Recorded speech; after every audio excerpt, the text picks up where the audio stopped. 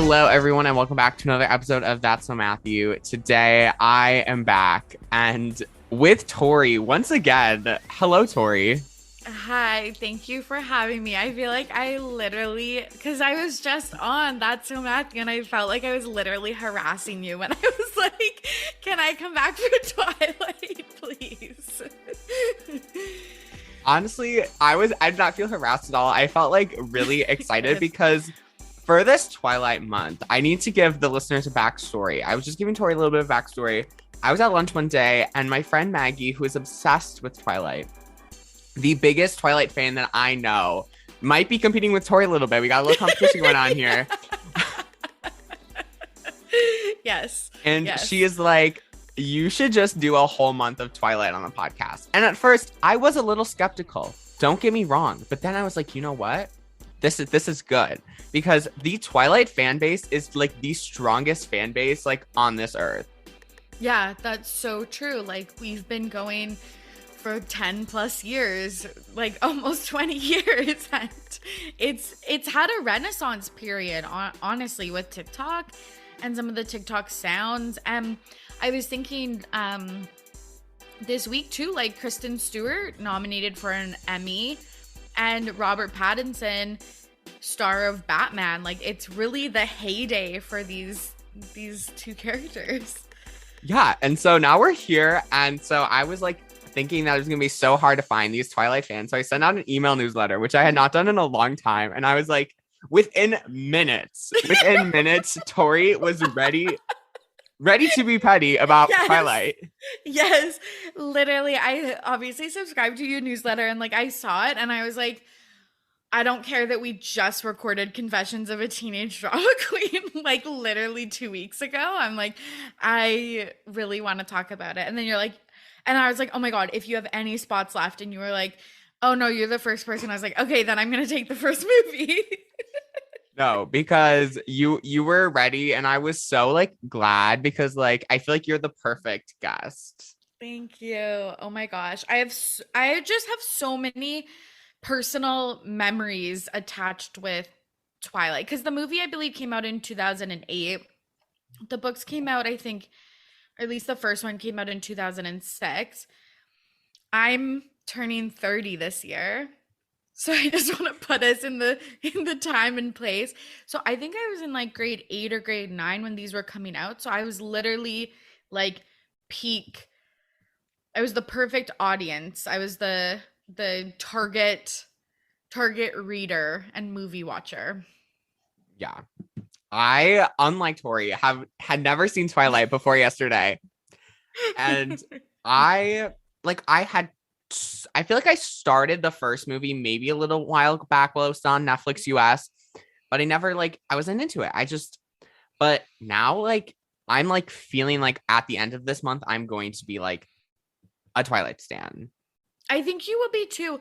I actually did forget because I think I watched actually Twilight in when like COVID hit in March 2020. That was the last time I had rewatched it. But I kind of had forgot that they did a really good job of setting up the second movie and like setting up some of the plot lines in the yeah, in the whole series. So, yeah, I'm so glad you're hooked cuz I would be sad if you weren't. Yeah. Well, we are here and we are ready. So, for anyone who has not seen Twilight, I feel like asking you for a little synopsis is perfect, Tori. So, Yes. just give them like a brief description. Yes, of Twilight book number like But book let's and just movie number stick with 1. one. Yeah, I don't want to do any spoilers. So basically, the synopsis is there's the main character, Bella Swan, and she lives in Arizona with her mom and her new stepdad. And her mom wants to go on the road with the stepdad and kind of live like more of a transient life. So she decides to move in with her dad, who lives in Forks, Washington, which is the rainiest city in the continental US. And she attends high school, she meets new friends, and she meets Edward Cullen, who happens to be a vampire, but he's like a quote unquote good vampire. He doesn't eat humans. And Edward is really intrigued by Bella because he can't read her mind and he can read everybody else's mind. So they fall in love. And Bella meets his family. She gets into a little bit of trouble because they meet another vampire clan while they're playing baseball. And one of the vampires in that clan, it's his game. It's his because some vampires have special abilities. So Edward can read minds. Alice, his sister, can see visions of the future. James is a tracker. So he wants to kill Bella when he knew that Edward was really into her. So then he sets up this elaborate plan to find her. But the Cullens save Bella and she ends up back in Forks with Edward at homecoming. And they continue their relationship. It is kind of like, I had never read the books either. So I'm like going in cold. And this is not what I was expecting. I feel like I was expecting like werewolves, vampires at each other's throats. Yes. And I will, like, tiny spoiler, but not really spoiler. That is like, especially books 3 and 4 and the movies 3, 4, and 5. That actually is what it is. Oh, okay. Yeah. So I you're was good. like, you're good. Kind of close. Yes. But this movie, like right off the bat, I was talking to my friend Maggie today at lunch, and I would mention this to Tori. The first half to me was like so dry. Yes. And I was saying, I think the second part is so dry. So why I say this, and like, I kind of want you to read the books because I want to get your opinion on this. But what I loved about this, especially as a fan of the books, I read the first book in one sitting. One of my girlfriends I was in grade 9. I think she was in grade 8. I was at her house and I was like, I need something to do. It was summer vacation. We had nothing to do. She gave me this book. I was like, I like really don't want to read this book. I started it on my couch, read the entire thing in one sitting, and was obsessed. I made my parents, I think we were going to the lake the next day. I made my mom and dad stop and buy me New Moon and Eclipse on the way out to the lake. And I just like absolutely binged them. But the first half of this movie is a lot of actually direct quotes from the book. And I wrote in my notes that I took, a lot of them don't actually land in the movie. So I could see why you think that it's boring, but it's wild reading the book and then watching it because like some of them are direct quotes. And I wrote some of those down. So when we go through it, we can talk about those. But I totally get that it seems boring because in the book you get all the context, but in the movies you're just watching it play out and it just doesn't land as well. So yeah, I understand that. Yeah, it's not like it was boring. It's just like it's a weird start. And now that you say that some of the lines were from the book, it makes a lot more sense because there were some where I just was like really confused. This is weird. Yes. Like, okay, for example, like just some examples, like when they're in the field and she admits that she knows he's a vampire and he's like, so the lion fell in love with the lamb. Like that's after like probably 20, 30 pages of dialogue between them in the field. So that just like lands a lot better and like seems romantic and cute. But when they talk for like 2 minutes and then he says that, it's kind of weird. And then the other direct quote that like really stands out to me is when he picks her up from school and she's like, there are 3 things I'm like absolutely sure of. Like Edward is a vampire and thirsted for my blood. And 2, I'm like blah, blah, blah. And then 3, I'm like irrevocably in love with him or whatever. Like I wrote that down. I wrote that down. That was the line. That you were... So it was like, weird. It's so weird. Like I couldn't tell like what she said, like irrevocably or whatever. I wrote replically in my notes and I was like, that makes no sense. Why can I read it on the page, but why can I not like verbalize it? Yeah, I don't know what it said, but I wrote that down and I was like, question mark, exclamation point. Like what? Like, what is that? But that's actually the back of the book. That's the synopsis on the back of the first book. Those three things. So like again, it like maybe doesn't play well in the movie, but like it's integral to like the book. Like it's so important to the book. So yeah, but so I can totally see. I was kind of like, this does such a service to the book, and a lot of books to movies don't get that. But then I also see how an outsider could be like, this is weird. Yeah.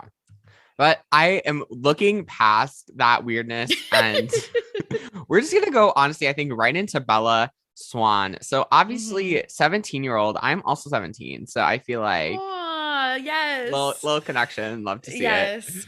And so she falls in love with Edward Cullen. And early on in the movie, I thought, and my friends say this too, because we were talking about Twilight for like the past week. It's just been Twilight at lunch. Twilight, Twilight, Twilight. Love. I feel like Bella it has like no emotion Yes. whatsoever. Yes. And she, especially Kristen Stewart, was like absolutely ripped apart in the media when this movie came out, that she was like showing no emotion, like kind of just like stuttering and being awkward. And she really got a lot of flack for that. People said she was like a really bad actress. Um, and apparently, what I've learned since this is that that's actually a writing technique where you make the heroine or the main character pretty generic so people can visualize themselves as that person. That is like an interesting take. I don't know, like Yes. I can see where it would come in because she's so like I feel like they're not trying to make her super dry, but like if they tried to, like I can see it. Like she just has no emotion and like it's always just like such a blank face that she's like saying these emotions with. And I was just like really like, girl, are you okay? I know. And she's just like always like reading a book and like, which is Me. fine. Yeah, yeah, same, same. But yeah, I totally get that. She's like very, yes, just kind of like generic. Like if someone asked me like what are her main characteristics or whatever, like when I was writing an essay or something, it would literally be hard to to figure that out. And she got a like the author Stephanie Meyer got a lot of flack for that. They were like, she's not really like necessarily like a strong female character. And obviously there's some problematic relationship stuff with Edward and Bella. So it's definitely been criticized over the last 10-15 years. Yeah, it's definitely an interesting choice. I feel like, but like it's only the first movie. There's four other movies to go. Like I'm hoping there gets to be a lot more development. Yeah, maybe I'm like shaking my head. Yeah. Yeah, maybe more in the latter half of the series. Like don't hold your breath for New Moon. Okay. All right. All right. Okay. Okay. Yeah. So Bella Swan, as I did like start to like her a little bit more towards the end, but it just feels like it's so like such a cut and paste like vampire love. There are a couple scenes that I'll get into like once we really break it down that I was really confused like what was going on with her. And I just feel like she was just way too hard for me to read. Like what was going on with Yeah. her like emotions and like how did she like why did she fall for Colin even though like everyone was like please like don't fall for him and then she did and then it's like really weird and then she's like he's a vampire like it's just very fast like onset love. 100%. And I think that that's especially the movie was like that because it's like they basically admit that they love each other after having like three conversations, and that's disappoints me because the book again just shows more of that and more of their dialogue and more of their connection. I think one of the pieces that they actually do connect on are books. Like Bella's favorite book in the series is Wuthering Heights, which is like a literary classic. And since Edward has lived for over 100 years, that's one of his favorite books too. And you do see that a little bit in the movie. She points out Claire de Lune is played by Debussy, which is obviously like most people in high school, like most teens in high school, aren't going to pick out maybe classical music as their go-to like thing that they're listening to. So they do kind of connect on that like old soul. Like I think Edward likes Bella because A, he can't read her and it's really refreshing. B, that she is, yeah, like kind of an old soul, and so is he because he's from the 1900s. Yeah, Yeah. totally. And that like makes a lot more sense. Like I'm glad that like someone who's read the books is like here to Can fill like in the blanks. Yeah. fill in like Yeah. the little gaps because I feel Yeah. like it might like actually help get my score review a little bit higher now that some of the stuff has been worked out a little bit. Okay, I love that. And like you're totally right though. Like when she wakes up, not to skip to the end, but when she wakes up in the hotel room and or in the hospital room and the first thing she says is like, "Where's Edward?" and her mom's like there and stuff. I was like, "Okay, like girl, like you're a little too obsessed." But like I wrote that down in my notes. I was like, Edward Hospital question mark. Like yes, yes. Yeah, so I do get that. It is kind of like it's yeah, very like one true love like happens really quickly, which yeah, it doesn't work for everybody. totally. Um Robert Pattinson as Edward Cullen. So I used to watch the Vampire Diaries, and I feel like this is like a Yes. parallel Vampire Diaries kind of vibe. Okay, Matthew, we're literally on the same page. So the other person that was in contention for Edward Cullen is the guy from Vampire Diaries, not Ian Somerhalder, the other one. Okay, I don't know what his name is, but yes, I know who you're talking about. Yes, the one that was originally her boyfriend. Okay, okay. Elena's boyfriend. The Yeah, blonde. I don't know. I haven't watched in years, but like the entire time I'm watching this, I'm like Vampire Diaries, Vampire Diaries. Totally. And that was just the craze. Like I can't even think of like a parallel, maybe like kind of Harry Styles or like that kind of that kind of fever almost, but like I can't even think of a parallel, but it was vampires at this time. Yeah, no, I love both of them, don't get me wrong, but like it just feels like so similar. And they came out around the same time. And the entire time I was just thinking that Edward Cullen is like the guy from the Vampire Diaries. I was like, Yeah, it could have been. It could have been. and so the thing about Edward that like doesn't like bother me, but he just seems to be like so weirdly creepy. Yes. Yes.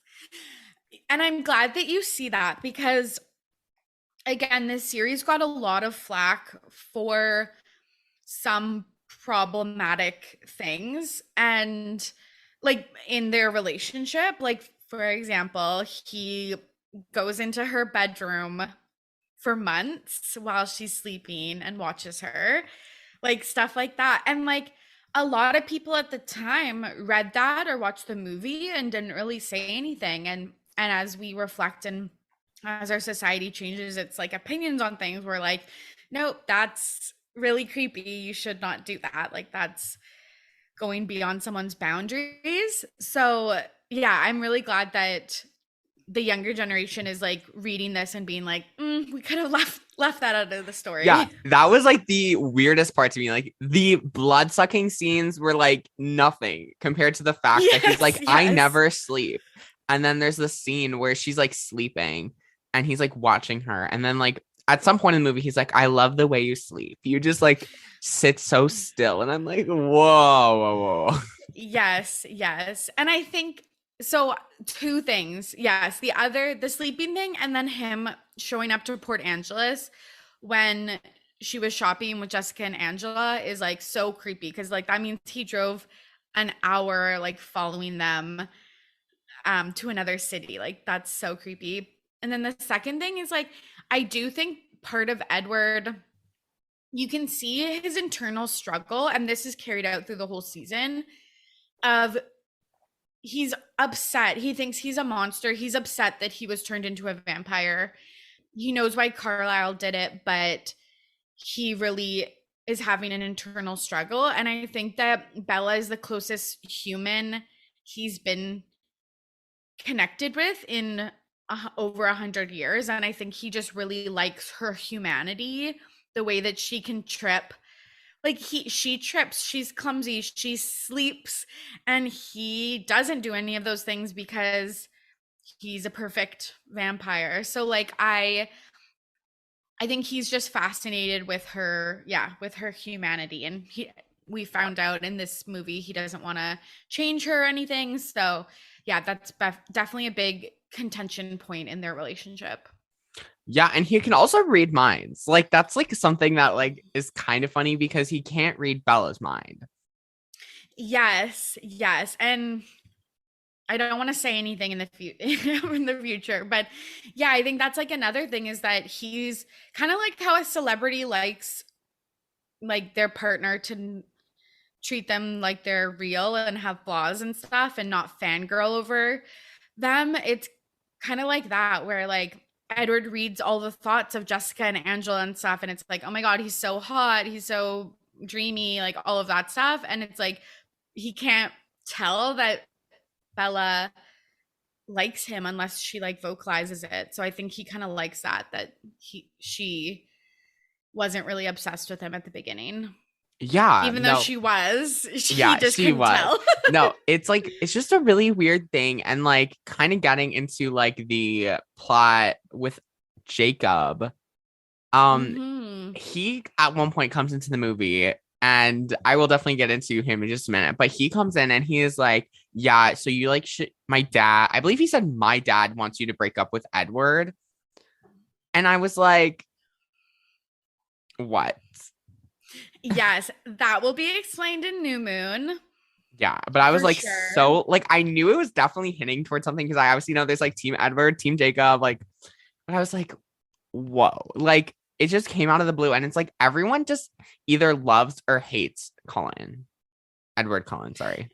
Yes, 100%. Like people are ride so hard for either Jacob or Edward. Like again, I went to the opening night at my local movie theater. All me and my girlfriends got from Chapters, which is like our Canadian Barnes and Noble. We all got either Team Edward or Team Jacob t-shirts. And and we were, yeah, like front row in the movie theater.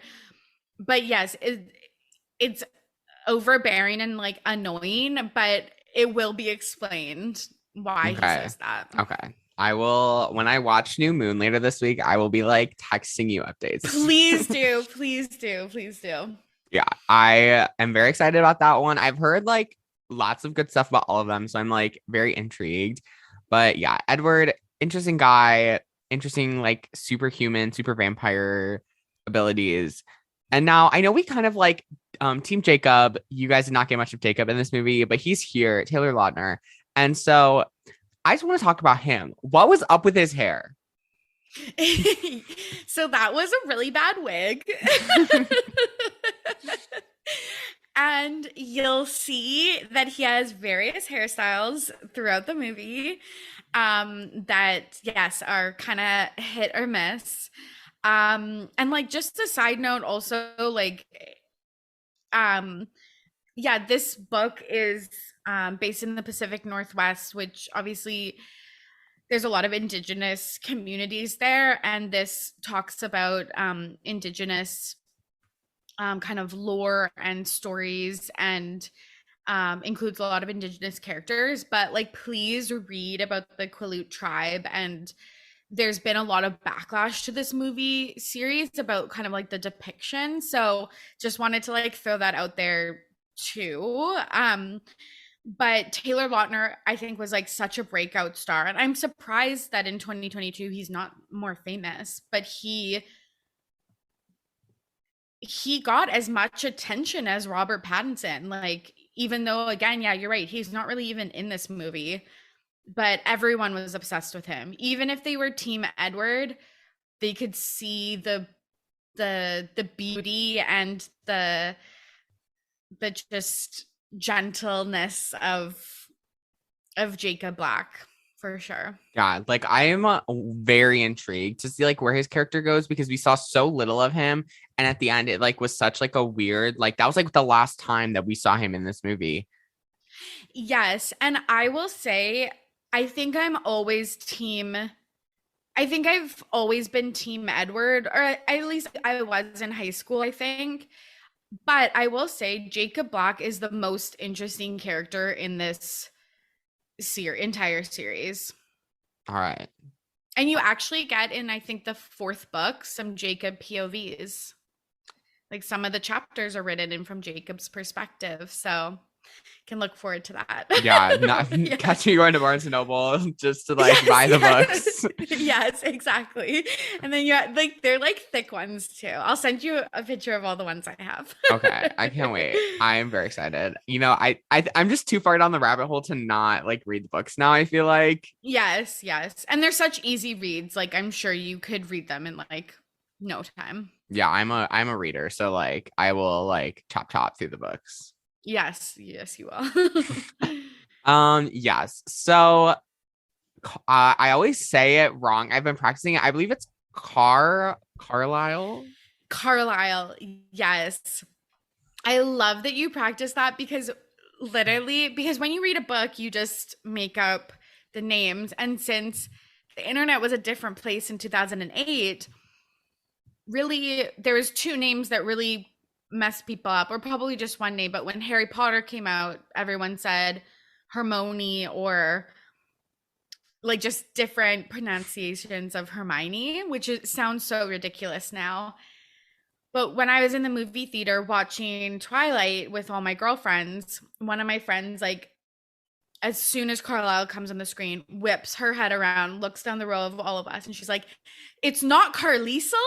And we're like, "No, girl, it's Carlisle." But it's just so funny because if you don't hear it out loud, you don't know like what it is. I heard it too, and I was still like, okay, like I need to like practice it because like obviously Yes. when I like have the characters written down, I just have their names. Like, okay, I gotta like match the characters. But yeah, he was a interesting character because I really had like no like expectations of him like going into this movie.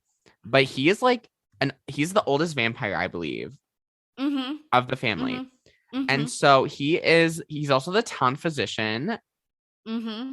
Love that for him. Good for him. Yes. Yes. Which is funny because like, you know, doctors, blood, vampire, like I feel like I don't have enough like to really like give him like a full in-depth like breakdown, but he just really creeps me out. Is it the bleach blonde hair and super pale skin? Yes, it is. He looks like Jack Frost. Like he looks like he could be Jack Frost. I'm dying. You're totally right. Yes. And there are like depictions of what Stephanie Meyer had in her head of what these characters looked like, but in like movie companions and like stuff like that. But it's so funny. But he is supposed to be like a sympathetic and like respectable character because yeah, he saved all of his family members. They were people that were going to pass away, and he turned them. But that's some parts that I don't get in this universe because I'm like, okay, if he's the town physician, he would still see a lot of people on the brink of death every day, but he doesn't save those people. Yeah. So it's all, there's some major plot holes. There's definitely some really like weird like thing about him that like I'm sure that he's in like probably all of the movies or at least most of them where I would love to see like where he goes because at this point I'm just very neutral and just slightly creeped out. That's fair. I think for all of the Cullen family members, you actually will get to see flashbacks of their human life. At least you definitely do for Rosalie, um, Jasper, but I can't remember if you get one for Carlisle too. But yeah, but that's fair. yeah, it's just very interesting. I'm very like very intrigued to see like what is going on because like we also have like the whole thing with like the venom where like he helped her, but like if people are dying, why aren't you helping them? It's just like a really weird plot. It's Yes. just really, it's kind of uncomfortable. Like it's kind of just a weird, Yes. it's a weird vibe. Same for Esme. So Esme is like the wife, the vampire wife, and so the thing about her is she just looks so perfect. Like her hair, like Hmm. she's like the prim and proper like wife, kind of like a WandaVision, kind of like older, like hair perfect. That's the kind of vibe I got. And the thing about her is like she's just like so like I don't want to say boring to me, but like there's just not much for me to be like, oh my God, like I'm in love with her. Like I'm Hmm. definitely sure that like we will definitely see more of her like in the future. And because I have not seen any of them, I am not even like sure like what is gonna happen. Uh she also was one of the umps at the baseball game, which is like so funny to me. Like that whole scene is hilarious. So funny. Yeah, she's definitely kind of like the mom that just wants what's best for her kids and just really supportive of Carlisle and stuff. But yeah, we don't really get to see much of her. But yeah, you're right. I think they did a good job in this movie with the styling that all of the Cullen family members look perfect because that's kind of yeah what the vampire like that's how they suck in their prey is because they look so perfect that humans want to hang out with them and be near them and stuff. So I think they did a good job of that. But yeah, it's unsettling. Yeah, they're just too perfect. Yeah. Like that goes for both Alice and Emmett. Basically, they're just like the other vampires, and they just really creep me out in just this weird sense of like they all are like perfect and they all have like their own thing. And something can't believe I've mentioned. Why does this movie have such a weird like color scheme? Like what why is it like blue the entire time? Yes. Okay. So my first line. So I have Twilight, and then my first bullet point: iconic blue coloring. You're right. Why is it like that? I think it's just a stylistic choice. I wonder if there's some type of symbolism or like kind of metaphor or whatever for it. Um, it definitely changes in the future films. Like New Moon is more like sepia. So you'll see Okay. that kind of change a little bit. But I think it might have just been the stylistic choice of Catherine Hardwicke, which is the director. And I weirdly love it. It is a little bit jarring, but I feel like it just really puts you in the rainy Pacific Northwest. And Yeah, like I don't hate yeah. it. Don't get me wrong. I don't hate it. But I was like at first it like was like a weird like getting used to. But like if they each kind of have like their own like vibe with the colors, then I'm like really here for it because I think that's like a stylistic choice that I love. Yes. The sad thing about the series, which is really surprising for a series of this size, but Catherine Hardwicke directs the first one, but there's different directors for the other four movies. I can't remember if it stays the same person or if it changes each movie, but she did a lot of, I think, cool um like she has the blue coloring, the music, which we'll talk about, is literally perfection. I love the shots of like the beach and the forest and all of that type of stuff. And she does really cool like flashbacks and artistic things like where Bella envisions her and Edward, like him as like the classic kind of like Dracula. Um and I really like that and I really wish that she continued filming the next ones cuz again, I like all the next ones, but I really liked this one the most. Okay. All right. I'm like here for this like breakdown because like it's like do I have to get my hopes up, lower Yeah, them? yes. I would say keep an open mind, but yeah, don't get your hopes up. Okay, okay. Fair enough. Yeah, honestly, before we get into the plot, you mentioned the music, and the music in this movie is like chef's kiss amazing. It truly is. Stephanie Meyer, the author, actually on her website would share the music that she listened to when she wrote the books. So you can find that online. It's all really good music, but this movie has everything. It has Paramore, it has Robert Pattinson singing original songs. I listened to the soundtrack, like I cannot even tell you how much I immediately downloaded it. I put it on my purple iPod Nano Oh yeah. because I had a freaking flip phone at the time. Where you would like open up the internet browser and it would cost like $4. So you were like scared to press like open up a tab. I had a flip phone. My friend for my birthday pirated me a version of Twilight where someone just recorded it like on a camcorder in the theater and she burnt it onto a DVD. She gave that to me for my birthday with the Twilight poster, and I put it into iTunes and put it on my iPod Nano. And every night, I swear to God, before I went to bed, this is how sad I was as a person.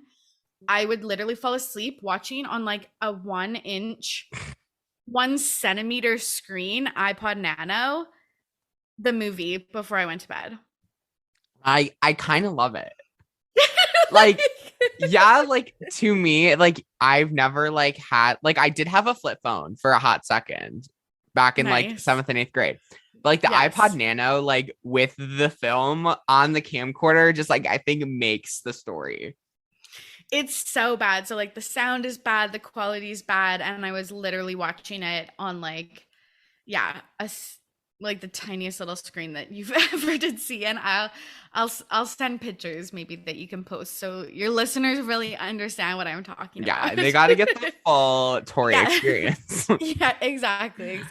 Yeah. So the music has definitely been trending on TikTok, and I didn't know that it was from Twilight. Like, there's like the one scene with the piano music. Yeah, Bella's Lullaby, obviously. Okay, well, I didn't know that. Yes. Yeah, it's Edward. So this also wasn't explained in the movie, but Edward writes an original song, piano composition for Bella and plays it for her when he goes over to her house, when she goes over to his house. And Esme and Carlisle and I think Alice are just like so stoked for him playing this song. And it's that piano song. And you're right, it went viral on TikTok. Everyone knows like the remixed version with the dance and all of that stuff. So, And of course, I had no idea that it was from Twilight, but now I feel like stupid. I was like, where's this music from? Like, why do I know this? it's Bella's Lullaby. I could literally play that, like it's literally running through my head right now. I feel like sing the like the tune in like 1 second. I love that though. So at least I should not feel that dumb. But like I watched the entire like credits for no reason because I was like laying in bed. I was like tired and I finished the movie and I was like, I'm not getting up. So, but the music made the credits. Yeah, it's so good. And again, it was like artistic, like shots of people's like facial features and stuff. It's just, I think, really well done. Yeah, just the music, the early 2000s just made it like perfect. Yeah, agreed.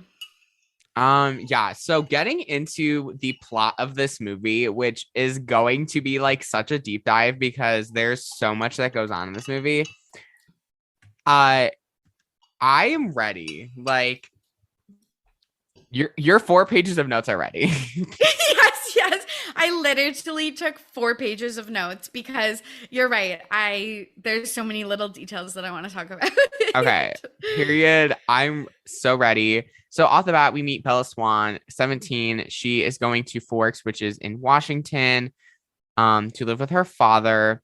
And then we have her mother who just remarried to this guy named Phil, who is a baseball player. So off the bat, Mhm. we've already got a baseball tie-in. We will have another baseball tie-in in a little bit, which my friend literally told me her favorite part of this movie is the baseball scene. And so like the entire time I'm waiting for the vampire baseball scene, and I was not like disappointed.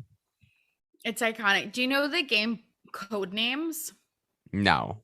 Like the board game? Okay. It's a game where you like give clues and you some people have to guess a word. Okay. And I think my word was baseball and I literally gave them I think the clues I gave them were like Jasper, like Twilight, like because that's my reference point for baseball. I kind of love it. Uh yeah, like off the bat, basically the first couple notes that I had were the fact that the coloring is like so weirdly done, but like it grew Yes. on me like towards the end. And I was like, when is the second note is when is Bella going to show some emotion? Question mark. And 2 hours in and we barely saw it. So like Yeah, basically yeah. we're still in the intro and I was like already like picking up that she like was not going to give us anything. And No. Nope. uh she kind of like also has this like really weird like connection with like the like her father. Like I don't know why I couldn't figure out the word. Like she hasn't seen him in a while, and we have the red pickup truck, and we also have the son of the dad's friend, which is Jacob, who has really poorly done wig like hair. Yes. Yes. Yes. Poor Jacob. And he still looks so good, even though he has that really bad Yeah, I know he wig. does. I was like, just get rid of the wig and you're Yes. perfect. Literally. Literally. But yeah, we meet Jacob and Billy Black and the dad. It is kind of a weird relationship because it seems like her parents split on amicable terms. And I was like, they don't live that far away. Like Arizona and Washington aren't that far away, but it's we get the vibe that she's not really close with her dad and it's a little bit awkward and that she's only seen him like a handful of summers since the mom and dad split. Yeah, it's just like a really weird like intro, and I was like still like kind of like, oh, like where is this going? But it gets weirdly better because well, we find out that Jacob goes to school on a reservation, Mhm. and so that he won't be going to the same school. But then we also meet Eric, who I kind of totally forgot about. And he basically is like, this is Bella. And so like everything is going very well. But the thing about Eric, which this is so bad, like he kind of creeps me out like in a non like intentional way. Totally. He's so funny when Angela in the later scene when they're in the cafeteria and she's like Angela's week. Oh, we need a picture for the front page, like news article. And Eric's like, the story's dead, Angela. Like, God. And obviously, he hadn't like shared that with her, but it is, I will say, it's a little annoying that Bella like complains so much about school. And I'm like, literally, everyone wants to be your friend and hang out with you. And you're like, she's like, it's March. Everyone already has friends. And I was like, yeah. And there's like 10 people like dying to make plans with you. Like, you're Exactly. fine. Like she is literally like I'm sorry, if someone came to school, like at my school, like in high school today and did that, I feel like it you would just dig yourself like a deeper hole. Yes. Yeah. She's like ungrateful that they wanna, she's like mad when they like ask her to hang out all the time and stuff. I was like, okay. Yeah, and also Anna Kendrick is in this movie, which I did not like expect at all.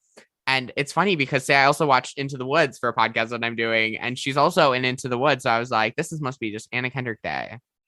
Yes, this was like her breakout movie. She got a lot of kind of notoriety from this movie. Everyone loved her like depiction of Jessica cuz Jessica, Angela, Mike and Eric, those are the side characters, her classmates and like they have such few lines in this movie, but Jessica or Anna like just really stood out. And so yeah, she landed pitch perfect after this and into the woods and all of that. So she's done well for herself. Yeah, and then we also have Christian Serratos, who was in Cowbells, which I love Cowbells, Me too. and like Zoe 101, Ned's Declassified. So like obviously like I was like shocked. Like this movie had the like star-studded cast. 100%. 100%. I know. Because I obviously love all of those shows too. So just perfection. Yeah. Then we come across Edward Cullen, who off the bat, like obviously I'm already like, okay, vampire. Like I know like very little about this man. And then they start explaining that he's like adopted by this doctor, Dr. Carlisle, uh, and Esme. And it's just so like it's kind of weird, like at first, because it's giving like really like creepy, like, oh, he's adopted and like they're all like we don't know that they're all vampires right away, but like I'm like, oh gosh, they're all vampires. Like, what is gonna happen? Poor Bella. Poor Bella is like not like anticipating this at all. And then here comes Edward, and he literally is like in love with her. Yes, yes, Like yes. off Because the her bat. smell, yeah, her smell and her not being able to read or him not being able to read her mind. Okay, like again, underrated story that literally Emmett and Rosalie and then Alice and Jasper are siblings and dating. Like I know that they're step siblings, but I was like, that's still like a familiar, like that's still a family. Like, It's so and just weird. it's so creepy, and everyone just like skipped over that. Like everyone's just like, oh yeah, they're like all adopted and they're all siblings, but they're also dating. And I was like, and they're just like okay with that. Like, No, like no one gives it like any second thought. Like it's no, so none. weird. None. Like people are just like, okay, yeah, that makes sense. I hope Carlisle adopts me. And I'm like, what? So it's literally so weird. But like whatever, like I kind of like looked past it. And then we had the like lab partner situation uh in biology. And then Mm-hmm. like she like steps like into like this fan. I just literally wrote class fan question mark because I was like so confused. And then he like starts like getting sick. Yes. So he is trying not to smell her. And I know it sounds so dumb when I explain it. So this scene was the scene that everyone talked about in the movies when they first came out because it looks like he's like having an aneurysm. Like he looks physically, you're right, like in pain, and like it just looks so uncomfortable and like not hot. So he, yeah, is like trying to sit really far away from her, and he's like covering his face, and they're looking in microscopes, and he's like barely moving it over to her. And yeah, it's just so funny. I guess And the microscopes come at a different time, but yeah, it's just yes, so like weird because like I didn't get it at first, and I was like, wait, like if he smells her, like then I like started connecting the dots. he'll want But to kill then her. then he was like, then she's like about to like like ask him like, dude, what is going on? But he doesn't. He just like disappears. He disappears, and like again in the context you understand that it's because he's struggling to he wants to yeah date her and be close to her, but he can't, and the family is really like trying to talk him out of it because it's dangerous, it could reveal them as vampires. But in the show it just plays so weird when he just like is talking to her and then like randomly like just disappears and stuff like yeah. It's really weird. Uh yeah, then there's like the whole like parking lot scene where Edward like saves the day like so randomly. Like Okay, so that scene like that was so iconic. The music starts going really fast. I actually love, I'm not like a super artsy or like film person, but I thought it did a really good job of the crash happening, Edward coming in, and then there's like a few second pause, he leaves, and then all the humans react, but the vampires already know, like the siblings. And I just thought that it really did a good job to depict like that the vampires can react a lot faster than the humans do. And yeah, just the music and the way it sets, there's like a pull out, like the camera pulls out. It's just so good. Yeah, I was like confused, but I was like, okay, I like this. Um, then we kind of see this little like scene where they're gonna go surfing at the Indian reservation. But then we also have like the shopping scene where they go to like the bookstore and like kind of like just mediocre, like kind of felt like filler to me. I was like, let's get to the good stuff, like let's see the blood. Like The blood, yes, yeah. So you're right. They go to La Push, and this is where Bella can starts to realize that maybe what Jacob is saying is true about the indigenous legends of the Cold Ones and the Quileute tribe, and then you're right. They go to Port Angeles, and this is where, like, again, kind of Bella is seen buying the book on the legend, so she can like figure it out. So she's putting two and two together because she's a smarty pants. I will also just say that the La Push scenes at the beach were filmed near where I live on Vancouver Island. So that was like a really fun little tidbit for me.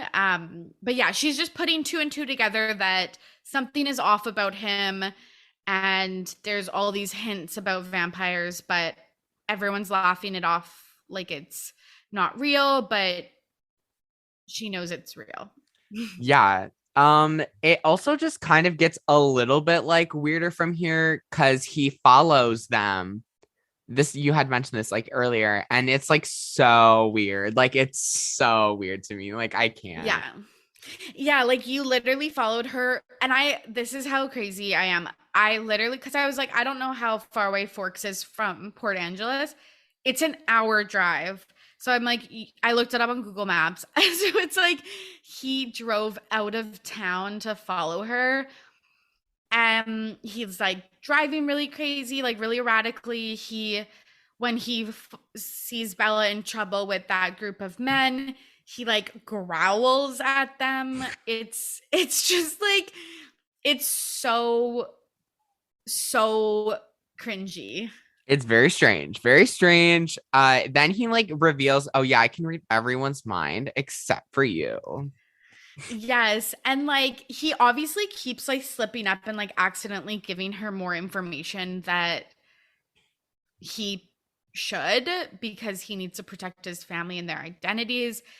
And then he's like flabbergasted because she's like, is there something wrong with me? And he's like, I just tell you that I can read minds and you're worried something's wrong with you. And I was like, that's not a good quality. That means that she's like self-centered and Yeah. like a little bit of a narcissist. This just led into like a really interesting scene where we see the Carlisle come back and he's found this body in a boat and it's like a friend of her father's. And so at this point I'm like, oh, so we're getting to the good stuff here. I had no idea how it connected, but I was like, okay, this is like actually interesting. And so she like kind of gets into this whole like thing, and I'm like really intrigued because she goes back home and starts reading this book that she bought, and she learns about the like cold one, which I wrote that down in my notes because I was like, oh, the cold one. Like it's very like mischievous, like mystery. I loved it. And so then basically it is a vampire, but like they don't specifically say it's a vampire. And it's basically like very scary. And she's like, oh my God, not Ellen, Edward is a vampire. Yes, yeah. And like there's flashbacks to all of the evidence that is piling up because when she's at the murder scene, Waylon which is Charlie's friend, was killed by Laurent, James, and Victoria, which is like a vampire clan that moves. Like they don't have a permanent residence like the Cullens. Um, Bella's thinking like, oh, all of these murders of people that people are saying are animal attacks could be vampires. Um, so she, again, all the evidence is lining up, and she goes to Google, and that's exactly what Google looked like in 2008. And she kind of like figures it out before she goes to school the next day. Yeah, and then she like confronts him, and then I wrote this down in my notes because I literally like bursted out laughing at vegetarian vampires. I was like, that doesn't make sense. You're still drinking blood. Exactly. Like that, you're not eating vegetables. Yeah. Oh my God. Then we get like the Yeah. whole backstory with Carlisle and like he saved everyone, which you've already gotten into, and is like he still creeps me the hell out. Like I just Yeah, that's fair. like I am very intrigued, like definitely to see where it goes from here. This leads into the Cullen family scene, which at this point I am like so like worried, like where is this gonna go? And the parents and the like the siblings did not disappoint. Like they kept the level of like creepiness like high. Yeah, it's like almost a little bit campy, like how they're kind of acting.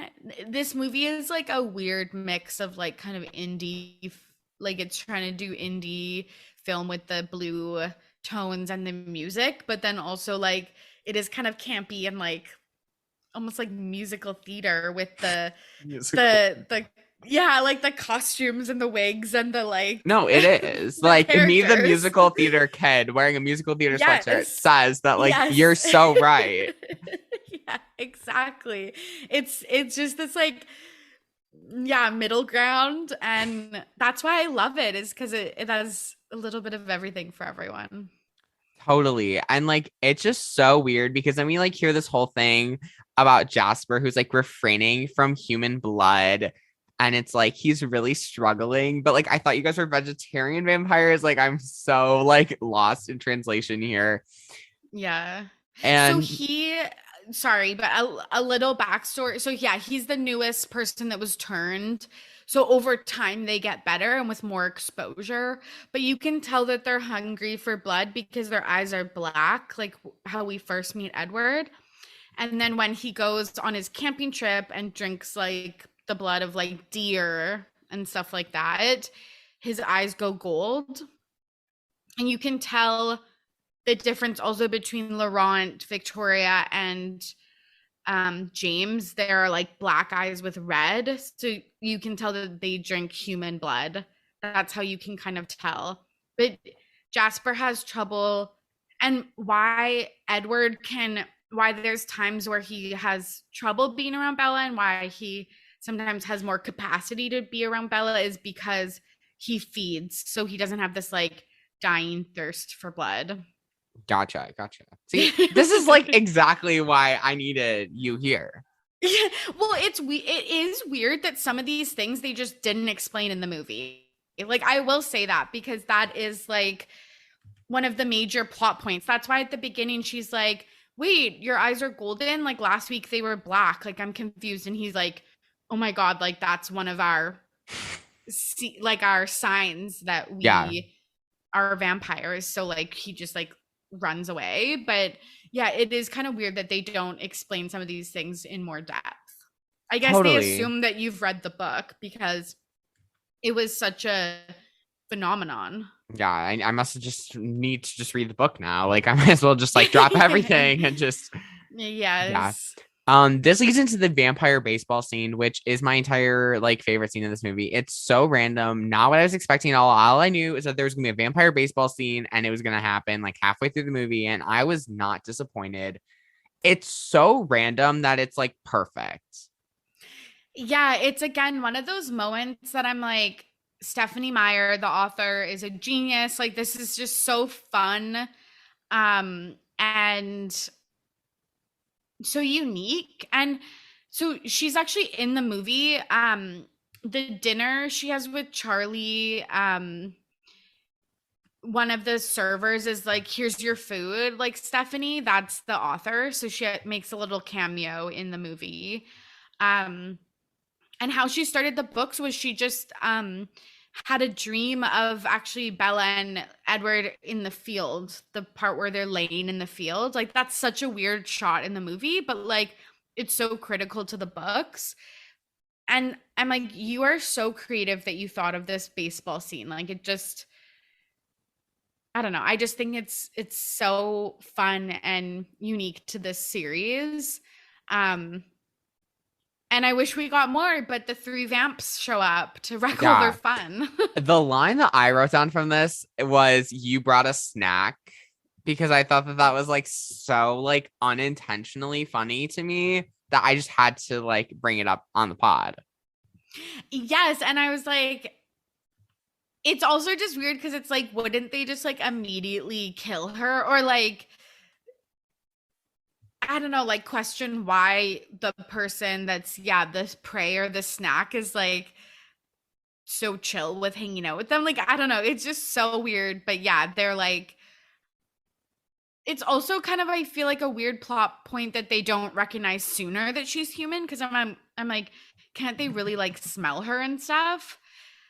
But yeah, whatever. They're like, James becomes immediately obsessed with Bella. I also like want to talk about like the whole like next scene where she's like gonna go like they're gonna go to like Vancouver or something, and then she like packs this bag. Mm-hmm. Like, what is going on? Yeah, this actually, like, I didn't remember because, again, I haven't watched this movie in like 2 years. I forgot how sad it was. Like, she fakes a fight with Edward in front of Charlie, and then she fakes a fight with Charlie, and she actually uses the same words that her mom used when she left, just because she needs like a really good reason for her to leave. So yeah, I actually like kind of teared up during this. I was like, oh, this is like really sad. And then her and Edward are driving out in her red truck to Arizona apparently, and she sees her friends at the diner and they're just having fun. And I really wish that they dived into that more because um obviously, I don't think this is a spoiler that Edward and Bella stay together Yeah. in the series, but she has to give up a lot to be with this person because of his vampire status. And one of the things that she gives up, that's why he like forces her to go to homecoming, because he's like, it's a rite of passage, is kind of like that easy, not easy, but the fun high school experience. She's leaving town and she sees just like a flash of her friends. She drives by them, and yeah, I just wish they dived into that more because she does give up a lot to be his girlfriend. Yeah, like this whole next scene too is where like I was really like into it. Like my eyes were glued, and it is the scene where she does break her leg, and there's like the mirrors and everything, and like the whole like vampire family just shows up out of nowhere. And it's such a Yes. shocker. Like, I don't know like what I was expecting, but it wasn't that. It really wasn't. I was shocked too. I was shocked rewatching it at how much blood there was, how violent the scene was, and just how, again, like, it's set in a ballet studio in the books too. So this wasn't a creative choice, but just visually, all of the mirrors and stuff just made for like a really cool scene. So I really like that. But I totally forgot how bloody and hurt Bella gets. And again, I'm like, this is a lot to go through for Edward, so he better be worth it. Yeah, and like Carlisle is literally like, yeah, she's like basically gonna die. And so you either have to suck out the venom or she dies. So obviously we have this choice that Edward has to make. Is it worth it? Because like obviously I think he's at this level where he wouldn't like suck her blood because like they're in love, but like I don't know. I still didn't completely trust him yet. And I am kind of like glad that he sucked out the venom. I don't know, like if I should hate that or love it. Because like it shows that he Yeah. cares. Yes. I didn't get this when I was a kid, so I love that you get it. But when I read this, I was like, why wouldn't he just change her? Like, if they're the loves of each other's lives, wouldn't he want to live with her forever? But he's like, no, I don't want to change you. I love that you're human. I love that you have humanity. I'm jealous of you because I don't die. I don't breathe. I don't sleep. I don't have normal relationships and stuff. I am missing the best part of life, which is, yeah, your humanity. Um, and he says at the end, like, isn't it enough to live a long, happy life together? And we see Bella's like, in the book, she's worrying about she'll start to age. She'll start to look 30, to look 40, to look 50, and he'll always look 17.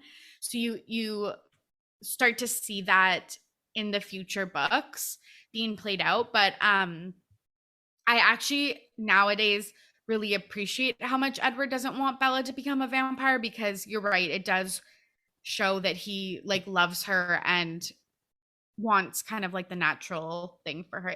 It very much reminded me of Tuck Everlasting. Have you read that book? Oh yes, I love Tuck Yes. Everlasting and the Me musical. too. Really random. The musical's really good. Oh, nice. Okay, yes. But yeah, it just really reminded me of Tuck Everlasting, because that's Yeah. what, yes, yeah, happens there too.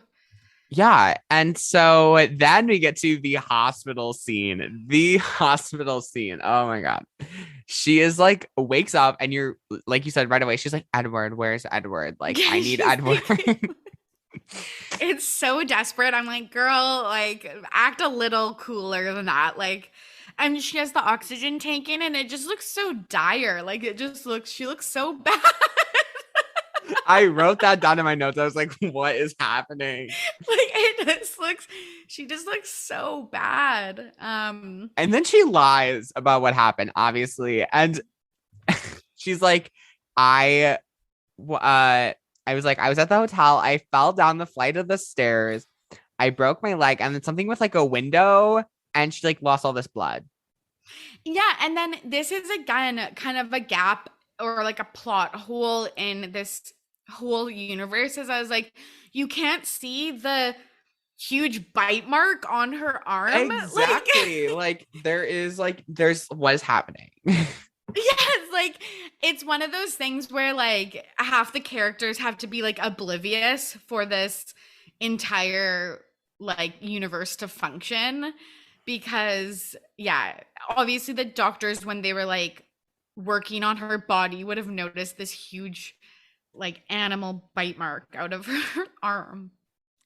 Yeah. So weird. It's really weird, but everyone seems to just believe her. And it goes into the prom scene, which is so funny. Little like Matthew Tyne moment. So obviously I'm a junior, so I'm going to be going to prom this year. And at our prom meeting, my friend Maggie, who loves Twilight, was like, we should do Monte Carlo as our theme. Yes. Oh my God. I love Maggie. And then I'm obsessed with her. She was like, so then the teacher was like, that's a horrible idea. And then on the thing, like on the sheet of like acceptable themes was like Vegas, which is essentially the exact same thing. And okay. so then Maggie was like, we should do Vegas. And then she's like, wait, never mind. I remember how bad it looks in Twilight. I don't think we can pull it off. That is so funny. My senior prom was Vegas themed. I'll say that.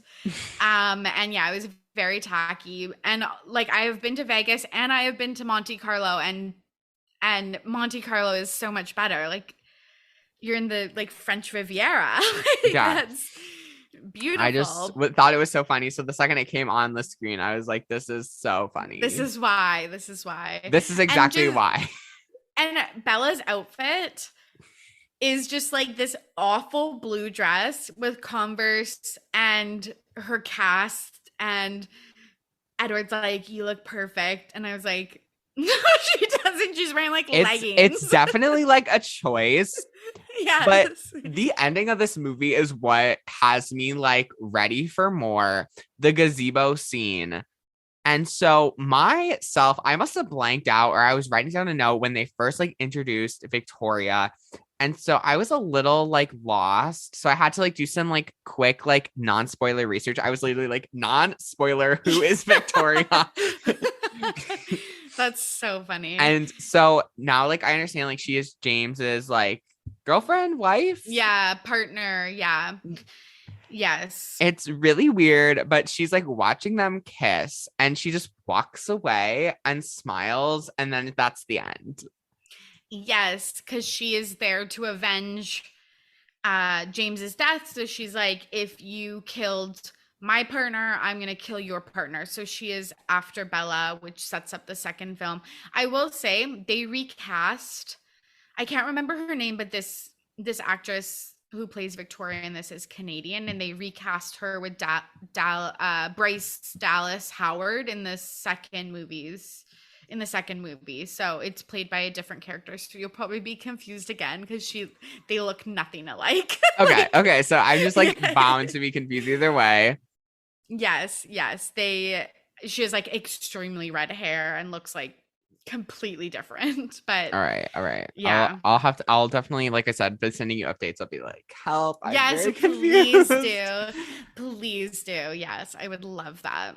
Yeah. So originally at the end of my notes, which I love this little format that I have, this Google Doc. I might just keep doing this for all the episodes because I feel like I'm going to need it. I had wrote a 6 out of 10, but I am thinking like a 7 out of 10.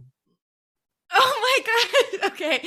You know I have to give it a 10 out of 10 because I know. yeah.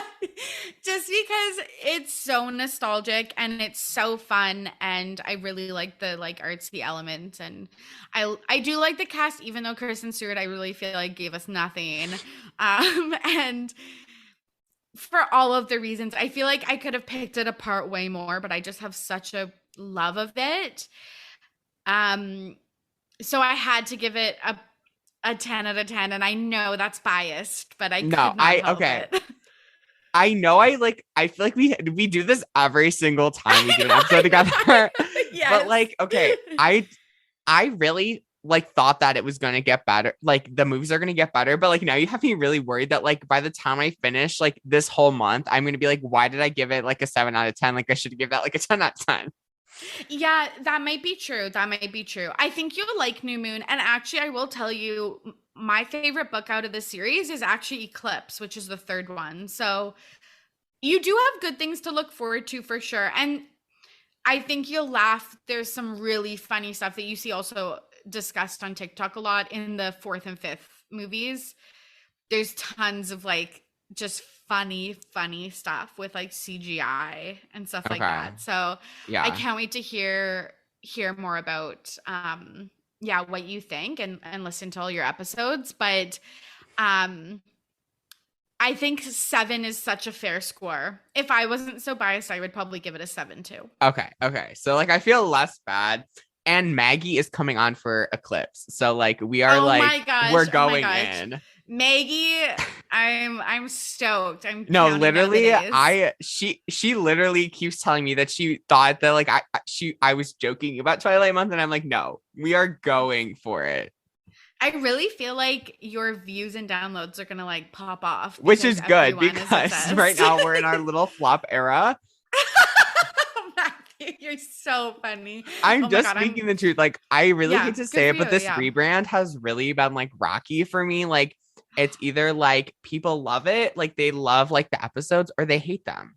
There's like no in between. Is that like, so they don't like that you branched out past decoms and are doing other? I think so. Like I think that's what the problem is. We just kind of have like this weird, like some episodes, like the Confessions one that we did together did amazing, but then the next one is like lower than low.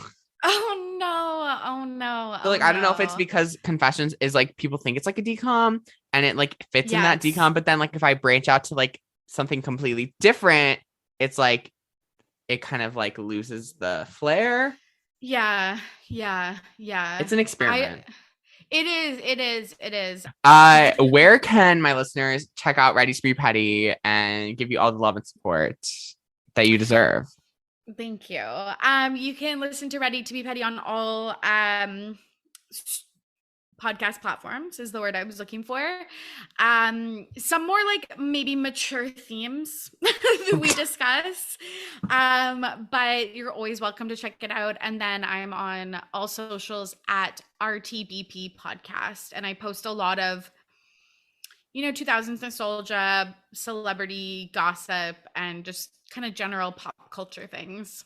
Yes. Follow Ready to Be Petty. I will make sure to link everything below. And I also, like I posted yesterday or 2 days ago, I switched over to Apple Podcasts. Best decision. It's so good. I just like having my music on Spotify and my podcast on Apple Podcasts. Like I just like it like that. I also like the interface like way better, like of Apple Podcasts, much cleaner, it's much better for me. It's a lot more aesthetic. You put me on it. You were like, you should switch over. And so I did. I'm a diehard. Like, I don't think there's a better app. So yes, I love that. All right. Well, thank you everyone so much for tuning into That's So Matthew today as we kicked off Twilight month with Twilight with an amazing episode. Like, I am so like obsessed with this episode and like I haven't even like edited it and like given it the final touches, but like I know it's gonna be so good. And you guys can follow me on Instagram, Twitter, TikTok, all the places at That's So Matthew. And check out my website, that'smatthew.com, for all the fun stuff and like the little newsletters that I mentioned earlier. Because, you guys get to know everything first. And you get to learn about Twilight first. Like, it sounds like a package deal to me. So check it out and have a great rest of your day. And I'll see you all in another episode again soon. Bye.